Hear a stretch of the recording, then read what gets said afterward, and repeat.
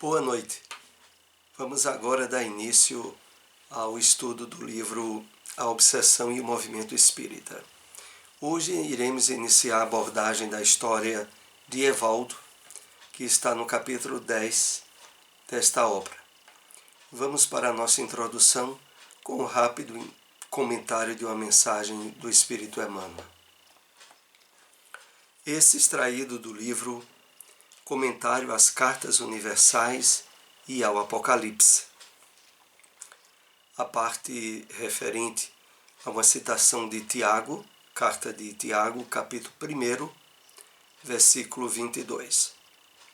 O companheiro cuja aspereza te ofende e o aprendiz cuja incipiência te irrita são irmãos que te rogam cooperação e entendimento.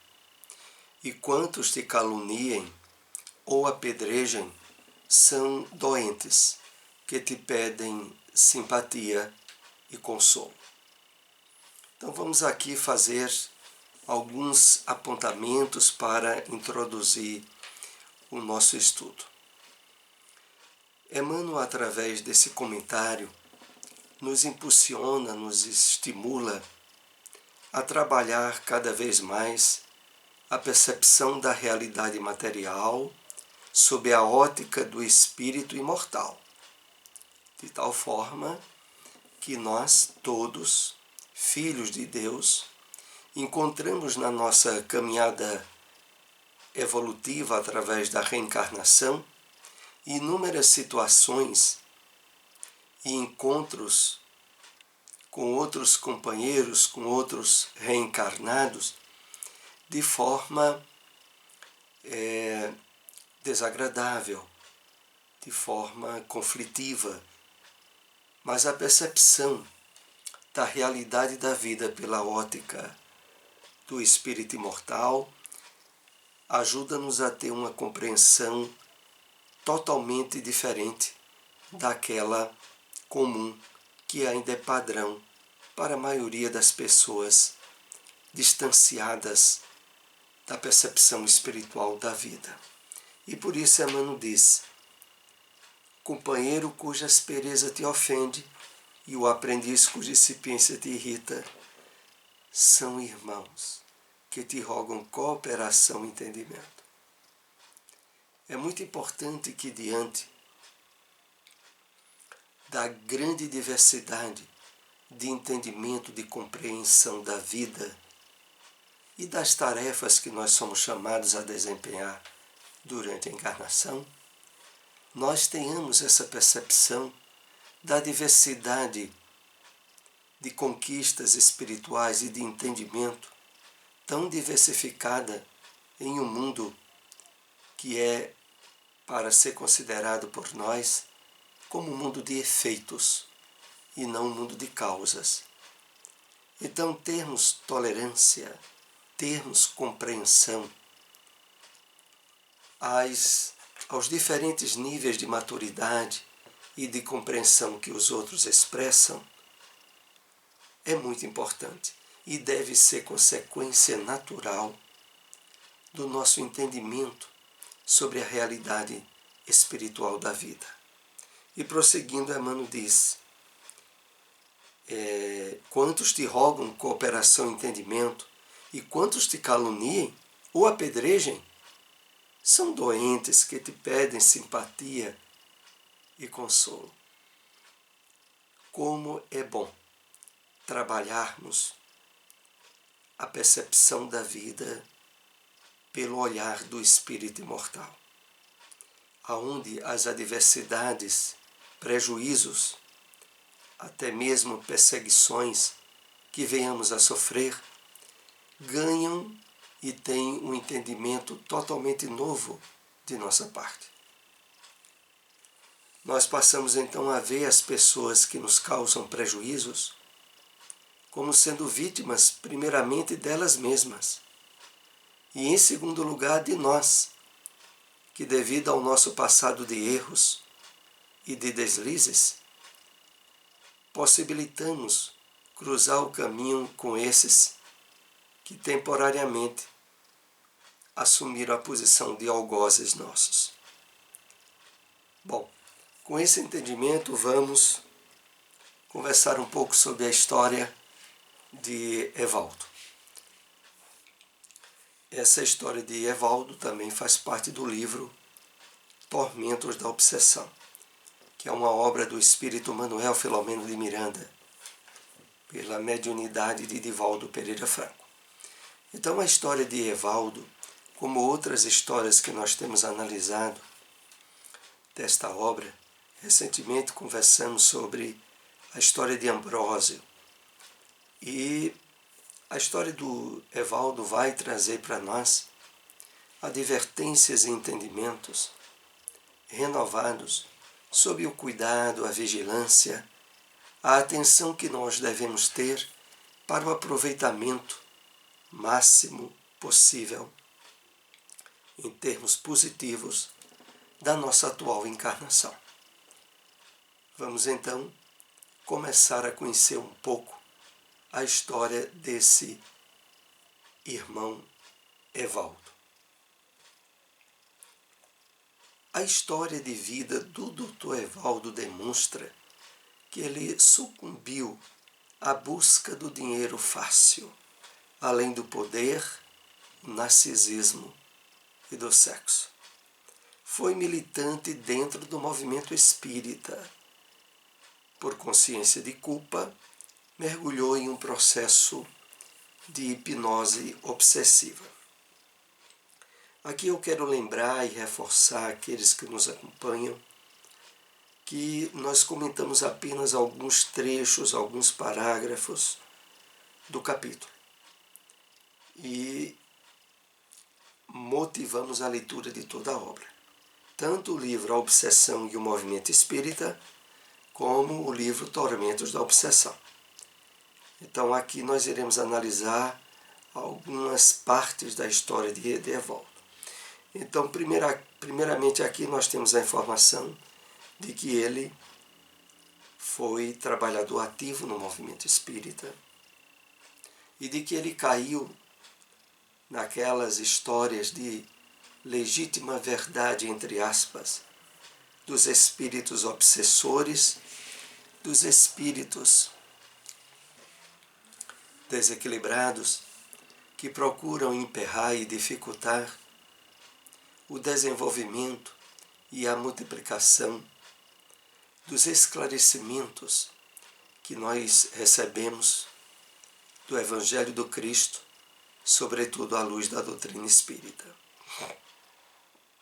Então, aqui em síntese, logo nesse primeiro slide, é também dito a nós que, por consciência de culpa, mergulhou no processo de hipnose obsessiva. Então, o fracasso do nosso irmão Evaldo chegou a esse ponto, ao ponto em que ele, face às experiências que nós iremos comentar ainda hoje, veio a cair em um grave processo obsessivo. Nosso amigo partiu do mundo espiritual com definidos compromissos na área político-religiosa, a que era feito anteriormente e que não soube corresponder com o valor que deveria ser aplicado. Aqui é interessante lembrarmos que grandes personagens do movimento espírita exerceram cargos públicos na área da política. Nós tivemos o mais reconhecido Adolfo Bezerra de Menezes de Alencar, Dr. Bezerra de Menezes, que no Rio de Janeiro exerceu cargos políticos públicos durante vários anos. Nós também tivemos Eurípides Barçanufo, lá em Sacramento, em Minas Gerais, que, exercendo também cargos públicos, teve uma tarefa larga no movimento espírita e de forma profundamente vitoriosa. Nós tivemos também no movimento espírita Caiba Schutel e dentre outros que aqui não me vem o nome, e que exerceram missões, tanto na área da política quanto na área da doutrina espírita. O Evaldo partiu do plano espiritual, esclarecido e compromissado em trabalhar nessas duas áreas de tal forma que viesse a sanar graves desequilíbrios que ele tinha cometido em passadas encarnações. E que ele não soube corresponder com o valor que deveria ser aplicado. É interessante quando nós analisamos essas histórias, tanto trazida pelo médium Divaldo Pereira Franco, quanto por Francisco Cândido Xavier, o fato relevante de espíritos preparados no plano espiritual, que tiveram amparo e assistência durante a sua encarnação, e que, utilizando-se mal do livre-arbítrio, desviaram-se completamente dos compromissos que tinham assumido e enveredaram por um caminho de desequilíbrio e de sofrimentos novos. Oportunamente nós comentamos aqui que só se assemelha essa revelação sincera e verídica da doutrina espírita àquela que presenciamos nos livros bíblicos, que apresentavam e apresentam diversos profetas no Antigo Testamento, que cometeram graves erros, e esses erros ficaram assinalados no texto bíblico. Esses erros não foram acobertados. Foram colocados lá para servir de lição, de advertência. Assim também essa história que nós começamos a analisar hoje, do Evaldo, é trazido a nós para servir de advertências, de avisos reiterados, para que outros evitem de cair em erros semelhantes. Muito comprometido espiritualmente, preparou-se para novo cometimento e recebeu o aval de seus guias espirituais. Por mais de um decênio, equipou-se de conhecimentos e valores éticos para atuar com elevação nos dois delicados campos, no campo espiritual e no campo físico. É interessante aqui destacarmos importante fato, é de que, não obstante a maioria de nós, que não tem percepções mediúnicas ostensivas, sobretudo na área da vidência, e não consegue perceber o amparo e assistência dos espíritos benfeitores que recebemos, julgam não serem alvo dessa atenção cuidadosa da espiritualidade. Mas o que nós temos aprendido nas obras espíritas, como as de Manuel Filomeno de Miranda ou de André Luiz, é de que essa assistência ela ocorre com regularidade e constantemente, sem que nós, mesmo sendo alvos diretos desse cuidado da espiritualidade, por não percebermos fisicamente essas presenças, julgamos não ser merecedores da atenção e do cuidado dos bons espíritos. Mas o que fica muito claro para nós é que há uma grande assistência, um grande cuidado da espiritualidade, para que nós tenhamos o melhor aproveitamento possível na nossa encarnação. É claro que sempre respeitando o nosso livre-arbítrio e as decisões que vemos a tomar. Então o Evaldo se preparou por mais de 10 anos. Equipou-se de conhecimentos e valores éticos para atuar com elevação nos dois delicados campos da vida. Conduzido a nobre lar espírita, sob a tutela de mãe generosa que lhe era anjo protetor, e o consolador, que é o Espiritismo, lhe facultasse compreender os compromissos assumidos e a lei de causa e efeito, o despertasse para o desempenho sagrado da tarefa. Então, tudo organizado para o melhor aproveitamento que ele pudesse ter. Reencarnou no lar espírita desde cedo, sob os cuidados, a vigilância de sua mãe, que o encaminhou dentro do conhecimento da revelação espírita, objetivando a que desse totalmente certo o projeto de vida que ele havia se compromissado. Desde cedo, participou com a genitora dos estudos evangélicos no lar.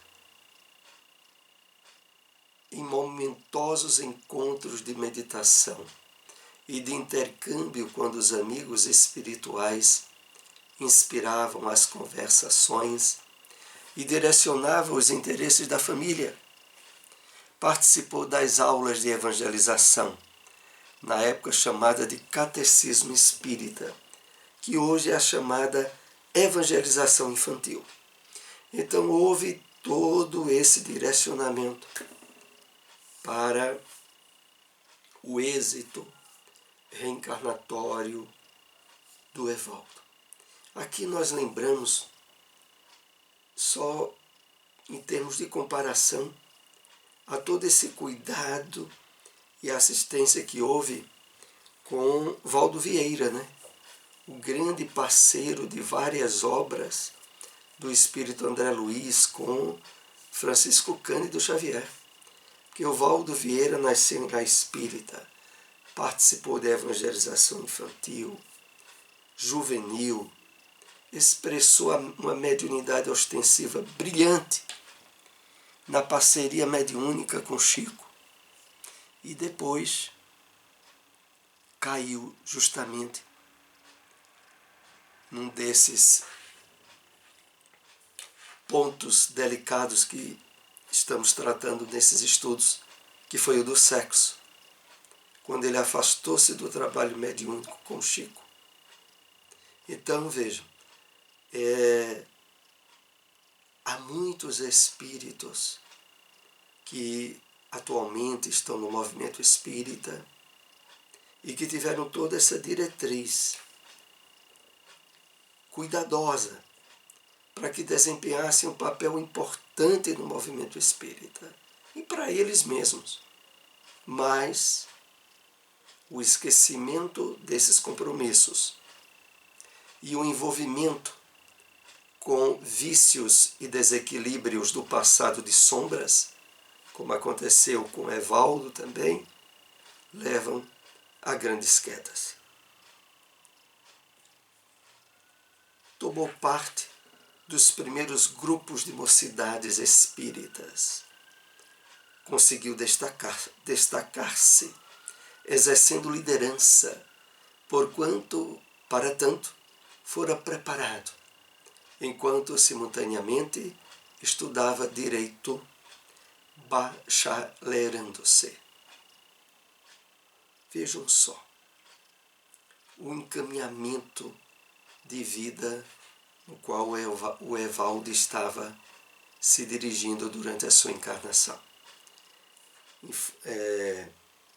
Evangelização infantil, juvenil, e na mocidade facilmente ele exerceu o papel de liderança, pois ele já trazia certa habilidade que facilitaria essa sua projeção, inclusive a que haveria também mais adiante no movimento político, o que não significaria conflitos de áreas, nem deserções morais que infelizmente ele veio a cometer.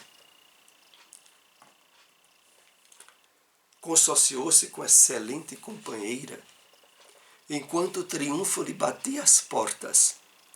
Permitia-se o distanciamento da fé espírita.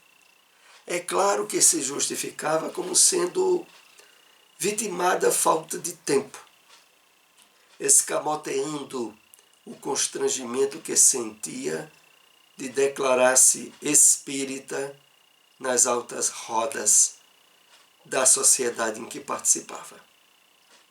Então, o Evaldo passa a exercer cargo público na política, casa-se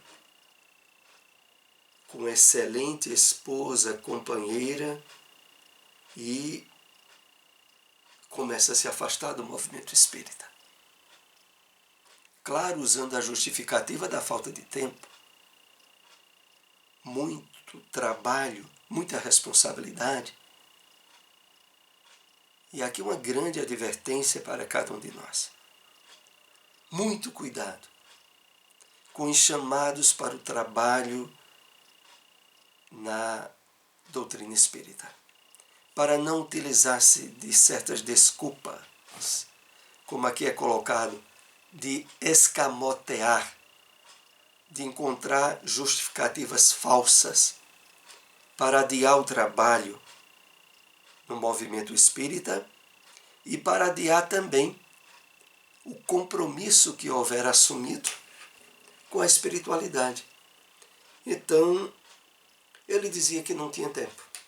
Possivelmente argumentava consigo mesmo que mais adiante iria voltar a desempenhar a maior tarefa ou trabalho na casa espírita.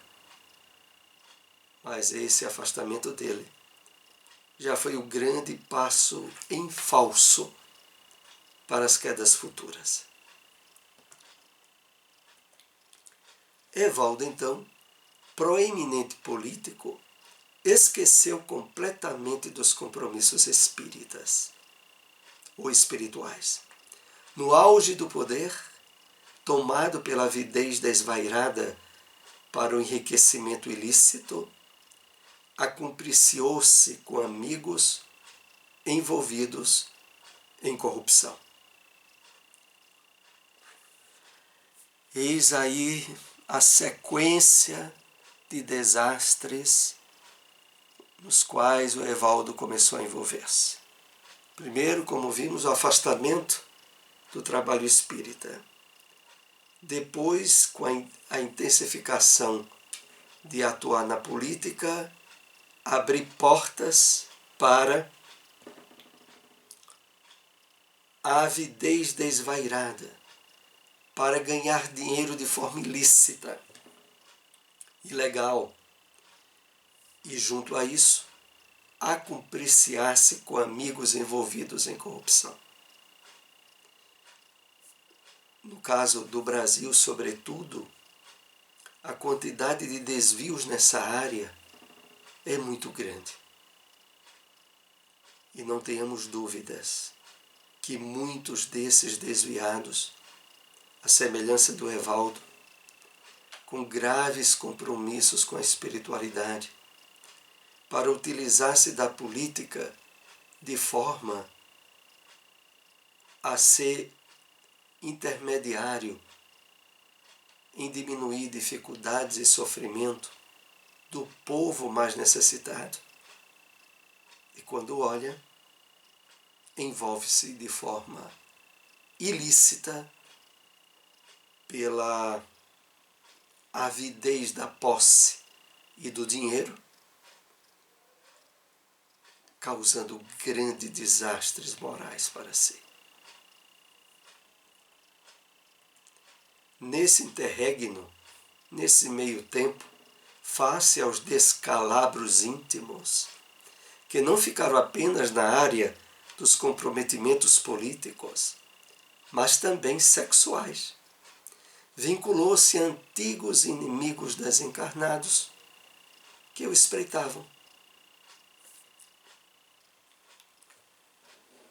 É um problema muito sério esse, porque a história do Evaldo retrata a história de diversos políticos, sobretudo no Brasil, aonde nós sabemos, pelos meios das mídias, a quantidade de desequilíbrios na área sexual e dos desvios de verbas públicas, em que uma grande parte desses políticos se envolvem. E o caso do Evaldo, uma sequência de ocorrências desastrosas a partir do afastamento dele dos compromissos espíritas. E a consequência que nós vimos aqui no final desse texto, vinculou-se a antigos inimigos desencarnados que o espreitavam. Porque é assim, a grande maioria de nós traz do passado de erros, afetos e desafetos, inimigos e pessoas a quem prejudicamos no passado. Quando procuramos estreitar a nossa vida em ações, em sentimentos construtivos, amparados no Evangelho do Cristo, estabelece-se em nós um campo de proteção e de amparo espiritual decorrente das nossas escolhas e evitando estabelecer-se ligações desastrosas com espíritos que foram vítimas de nós no passado e que agora procuram nos causar desequilíbrios. No caso do Evaldo, o afastamento dele dos compromissos espirituais e as aberturas para o poder, para o dinheiro, criou todo o pano de fundo para os seus inimigos do passado voltarem a vincular-se a ele. E aí a situação ficou muito difícil. Quando menos esperava, a esposa sofrida ante a conduta irregular do marido, com a qual não concordava e o admoestava sempre que possível, foi acometida de um carcinoma que a vitimou em rápidos meses. Então, na sequência de situações que o Evaldo veio a passar, a culminância começou com a desencarnação da sua esposa. E de uma forma dolorosa, aonde ele, indiretamente, abriu uma brecha para o sentimento de culpa, pela forma com que ele estava agindo na sua vida. E a pressupor que talvez estivesse recebendo um castigo divino, quando, na verdade, tudo era uma consequência de escolhas e de opções na qual o Evaldo andou se envolvendo.